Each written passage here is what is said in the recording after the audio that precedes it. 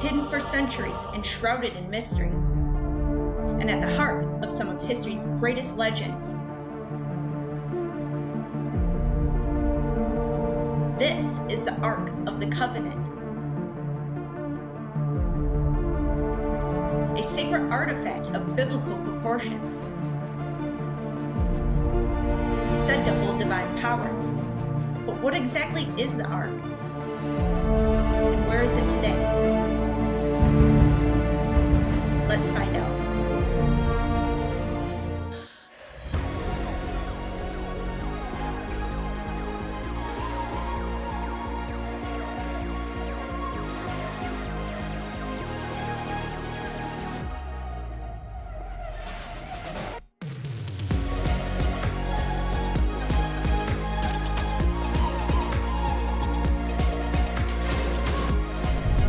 Welcome back. I'm Lex Levy and this is Ancient Odysseys. In this documentary series, we will explore the historical timeline of the Ark, tracing its journey from the divine instructions given to Moses to its mysterious disappearance. We will examine the various theories about its fate and the modern-day searches for its possible locations. Could the Ark still be hidden somewhere today?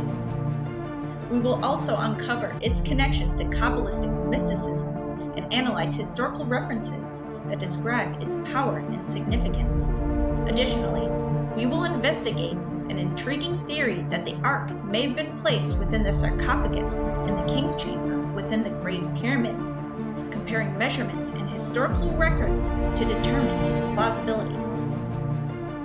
Furthermore, I will explore my theory that multiple Arks may have existed, considering ancient accounts and archaeological clues that suggest that more than one Ark was constructed. Here is the historical timeline of the Ark of the Covenant.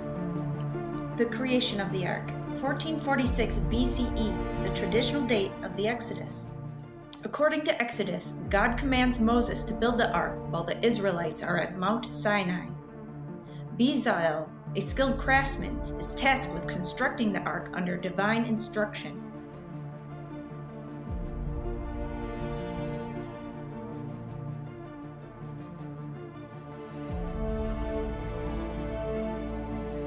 The Ark is placed inside the tabernacle, the portable sanctuary of Israel.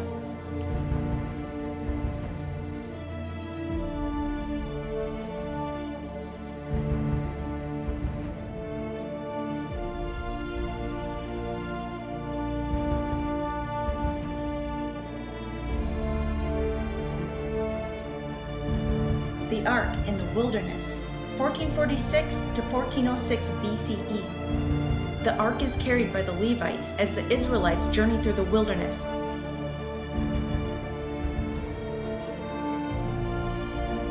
The Ark leads the Israelites with God's presence appearing as a cloud by day and a pillar of fire by night.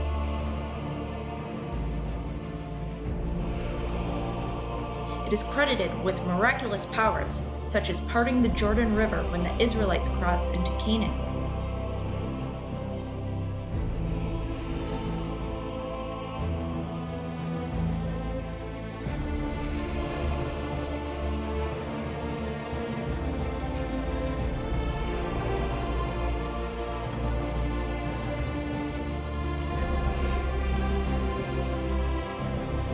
It is housed in the tabernacle behind a curtain in the Holy of Holies.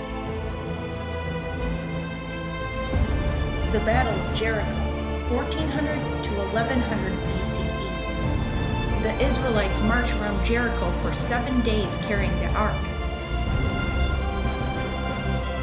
On the 7th day, the walls collapse and the city is conquered. After the conquest of Canaan, the Ark is placed in Shiloh, where it remains for centuries. It becomes the religious and political center of Israel during the period of the Judges. The Ark is captured by the Philistines circa 1100 BCE. The Israelites take the Ark into battle, believing it will ensure victory. The Philistines capture the Ark and it is placed in the Temple of Dagon. The idol of Dagon falls and breaks. Plague strikes the Philistines. After 7 months, they return the ark to the Israelites. King David brings the ark to Jerusalem, 1000 BCE. During the transport, Uzzah touches the ark and dies, leading to fear of the ark. The ark is finally brought into Jerusalem with great celebration and placed in a tent. David prepares for it.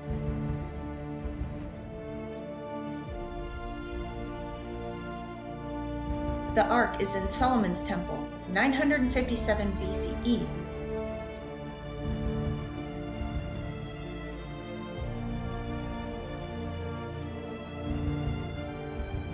When Solomon builds the first temple, the ark is placed inside the Holy of Holies.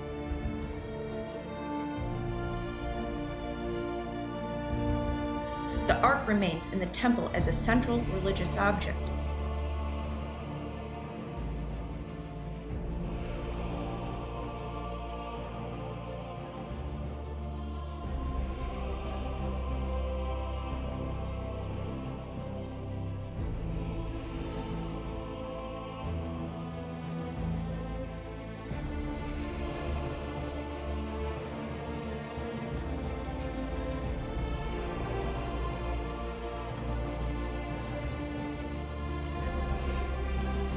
Then, in 586 BCE, the Babylonians, led by King Nebuchadnezzar, destroy Solomon's temple, and the fate of the ark is unknown.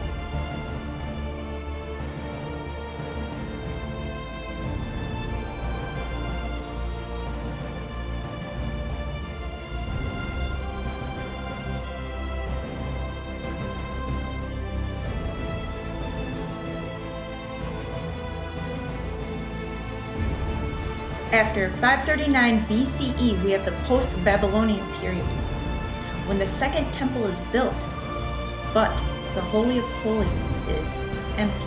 The ark is missing.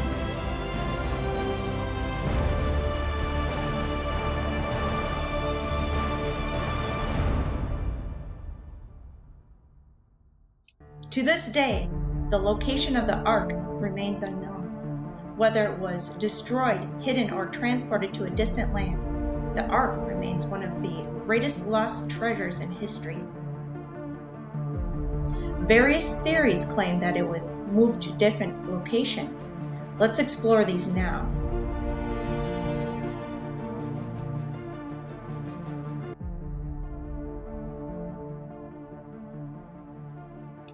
One, the Temple Mount in Jerusalem.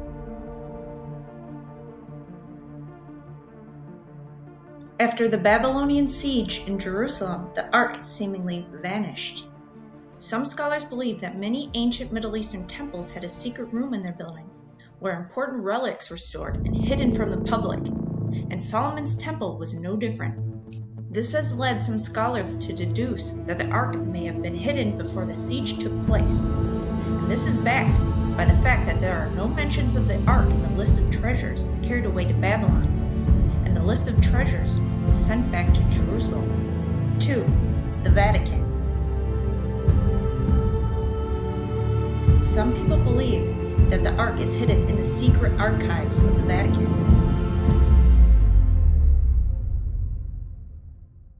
3. Ethiopia, Axum. Some claim that the ark is housed in the Church of Our Lady Mary of Zion. According to the Kebra Nagast, Ethiopia's chronicle of its monarchy, Menelik, the son of Solomon, and the Queen of Sheba, visited his father in Jerusalem, and on his way back home, it was revealed that the firstborn sons of some Israelite nobles who had come with him had actually stolen the ark. However, after realizing the ark's powers didn't destroy his escort, he concluded that it must be God's will that it remains with him in Ethiopia. For over 3,000 years, it is said to be held at this church and guarded by virgin monks who, once anointed, can't leave the church until they die, and the only man allowed to see the ark is the head monk. 4. The Hill of Tara in Ireland. A group calling themselves the British Israelites conducted a series of amateur excavations at the Rath of Synods. between 1899 and 1902. They believe the Ark of the Covenant was buried there, based on myths and legends connecting the Bible, Egypt, and Ireland. 5. Hamsa, Mount Nebu, Jordan. A passage in Maccabees suggests the prophet Jeremiah hid the ark in a cave. This mountain has a significant role in Judaism and Christianity, as a place from where Moses saw the Promised Land where he died, although his exact burial site is unknown. Nebu means gold in ancient Egyptian.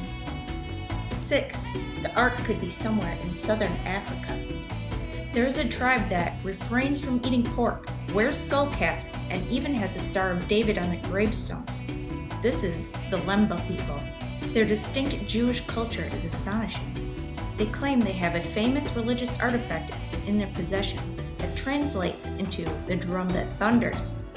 Their belief states that this is a replica made from the one and only Ark of the Covenant 700 years back. Genetic results suggested that the Lemba people's priestly clan, the Buba, can be descendants of the Kohanim, the Jewish priestly clan, backing up their tradition that the tribe descended from 7 Jewish men who left Israel 2,500 years ago. In fact, this ark can be viewed for display. 7. Chartres Cathedral in France. A pillar on the exterior of the church portrays the Knights Templar transporting what looks like a chest in a wheeled device. In 1118, the Templar soldiers allegedly made a mind-blowing discovery when, while digging under the Temple of Jerusalem, came across the Ark itself. Tradition states the Ark was hidden deep under the building before the Romans laid siege to Jerusalem. Ever since, it's been supposedly kept in the cathedral's crypt without disturbance. 8. Antakya, Turkey. According to the Shia sect of Islam, a hadith states that the Mahdi, an Islamic Messiah-like figure, will appear in the end times and will bring forth the Ark from a place called Antioch. This was an ancient Greek city, one of the wealthiest capitals of the ancient Middle East, and its ruins lie in modern-day Antakya. 9. The clues for locations found in the Copper Dead Sea Scrolls. Over 900 scrolls, now known as the Dead Sea Scrolls, contain some of the earliest copies of Jewish teachings, prayers, and customs. A specific scroll out of the 900 called the Copper Scroll is a bit different to the others. Instead of being religiously centered, it was mainly focused on the locations of gold, silver, and other treasures. Scholars suggest that the only place in the Middle East that had this much wealth was the treasury of the Temple of Jerusalem, and may have included the Ark, even though it is not explicitly mentioned. The scroll gives 64 possible locations of these treasures. 10. The Temple of Edfu in Egypt. An interesting artifact found here is the Ark of Horus. A small statue of Horus was placed in the temple's Holy of Holies, exactly like Solomon's, and was accessible only by the pharaoh and the high priest. Priests would then transport the statue in an ark resting in a small boat held by 2 poles. A wall carving of the Ark of Horus in the temple showed that 2 bird-like creatures were sat above the boat facing each other. 11. Mount Tsurugi, Japan. Masanori Takane, the Japanese Indiana Jones, found striking similarities between the Bible and the Japanese chronicles of myths and legends, and after extensive research, concluded that the Ark was on Mount Tsurugi. What is interesting, though, is that the Tsurugi-san Hozozeki shrine ceremony, a ritual that occurs here, where a large golden shrine is carried by poles by men dressed in white robes, oddly similar to the Jewish rituals of the Ark in Solomon's age. 12. The Roslin Chapel in Scotland. Featured in the 2003 film The Da Vinci Code, this 15th century Anglican chapel in southern Scotland has long been the center of rumors about the Holy Grail and the Knights Templar, and now the Ark. Following the publication of the 1982 book, The Holy Blood and the Holy Grail, theories came up suggesting that the chapel was a reproduction of Solomon's temple, where the Ark was originally stored in its glorious days. Join my members-only channel for a deep dive into each possible location of the Ark of the Covenant. What was the Ark made out of? According to Exodus, God provided Moses with precise instructions for constructing the Ark of the Covenant. The material. The Ark was to be made out of acacia wood, a durable and sacred wood, and overlaid with pure gold both inside and out. Its dimensions were 2.5 cubits in length by 1.5 cubits width by 1.5 cubits height. A gold crown-like border was to be placed around the edges of the Ark. 2 acacia wood poles, also overlaid with gold, were to be inserted through 4 gold rings attached to the Ark's corners. The poles were never to be removed, signifying that the Ark was meant to be portable. The Ark's cover, called the mercy seat, or kapperet in Hebrew, was to be made of pure gold and served as the dwelling place of God's presence. 2 golden cherubim were to be placed on top of the mercy seat, facing each other with their wings outstretched, covering the Ark. The sacred contents. The stone tablets of the 10 Commandments, written by God's hand. Aaron's rod, which miraculously budded to affirm the priesthood of Aaron, and a golden jar of manna, the food provided to the Israelites in the wilderness. God declared that His presence would manifest between the cherubim, making the Ark a divine meeting place where He could communicate with Moses and the high priests of Israel. The rules for handling the Ark. The ephod and sacred garments. The high priest of Israel, when entering the Holy of Holies, was required to wear the ephod, a sacred vestment made of gold, blue, purple, and scarlet threads woven into fine linen. The ephod contained 2 onyx stones engraved with the names of the 12 tribes of Israel, symbolizing divine representation before God. Attached to the ephod was the breastplate of judgment, which held the 12 precious stones corresponding to the 12 tribes of Israel. Inside the breastplate were the mysterious Urim and Thummim, believed to be used for divine decision-making.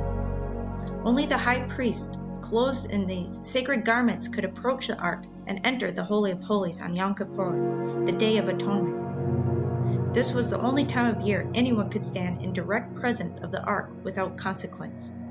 These are the rules for handling the Ark. The Ark could not be touched directly. It was carried using poles inserted into the golden rings attached to its sides. Only the Levites from the Kohathite clan were allowed to transport the Ark, and they were commanded to never look inside.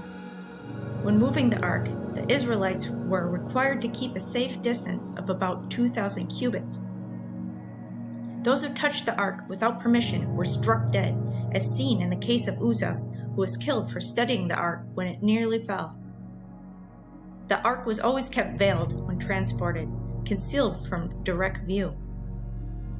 These strict instructions reinforced the holiness and power of the Ark, ensuring that it was always handled with the utmost reverence. The King's Chamber Theory. One of the most intriguing theories regarding the Ark's final resting place is its possible connection to the King's Chamber in the Great Pyramid of Giza. Some researchers believe the granite sarcophagus inside the chamber may have housed the Ark. I will now show you my mathematical analysis to see whether the Ark in fact fits inside the container within the King's Chamber of the Great Pyramid. But first, let me explain what a cubit is, since this is the unit used when God instructed Moses to build the Ark. The cubit is an ancient unit of length based on the distance from the elbow to the tip of the middle finger. It was primarily associated with the Sumerians, Egyptians, and Israelites. The term cubit is found in the Bible regarding Noah's Ark, the Ark of the Covenant, the Tabernacle, and Solomon's Temple. Cubits of various lengths were employed in many parts of the world in antiquity. You can see the variations in length for each cubit. I've chosen to use the shortest cubit in my calculations. Here we have the interior measurements of the container inside the King's Chamber of the Great Pyramid. I will test both Petrie's measurements and Piazzi-Smith's measurements. Here we are converting the biblical dimensions of the Ark to inches, using the common cubit.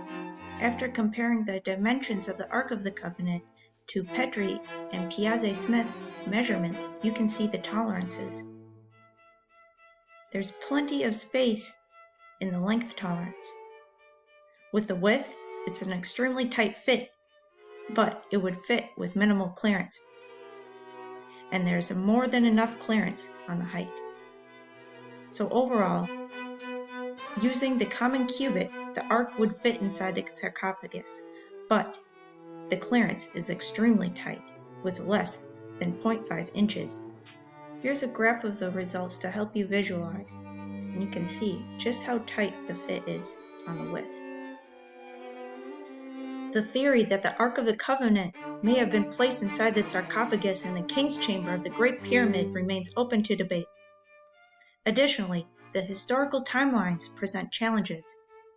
The Great Pyramid was built during the 4th dynasty of Egypt, while the Ark was constructed in the 15th century BCE, according to biblical accounts. This significant gap raises questions about whether the Ark could have been placed inside the chamber at a later date, or if there was a possible connection between the Ark and earlier Egyptians. Thank you for joining me on this quest to uncover the mysteries of the Ark of the Covenant.